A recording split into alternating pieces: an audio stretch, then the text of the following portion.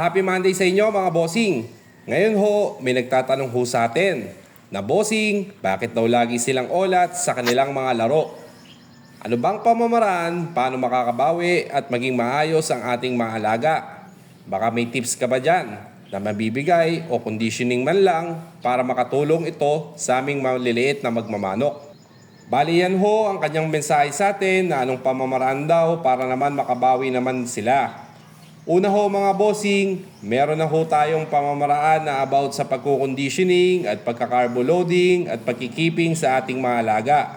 Alam nyo mga bossing, yung lahat ng yan sa about sa pagkukonditioning ay sinasabi ko naman po sa inyo na kaya natin ginagawa yan ay tinutulungan natin ang ating mga alaga para lang lumakas ang kanilang mga resistensya at tumagal sa kanilang mga laro kung sakali lang naman. Dahil ang pagkukonditioning ay pamamaraan lang para maging alerto at lumakas ang katawan ng ating mga alaga. Kaya minsan natatanong ko sa kanila, baka naman sa pointing tayo may mali mga bossing.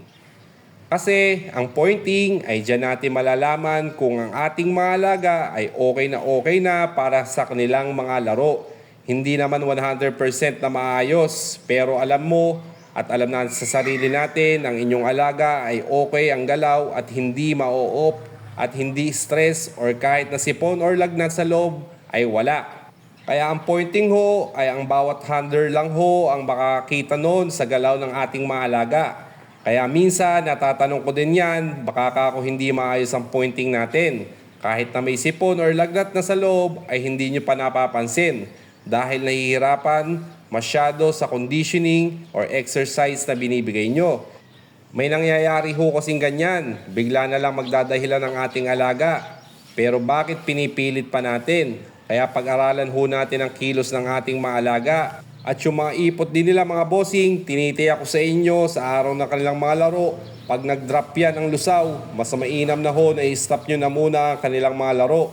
Mainam na ho na iuwi na lang natin mga bossing. At pangalawa, ang pinaka-importante ay ang selection ng ating gagamitin na panglalaro. Napaka-importante ho niyan selection.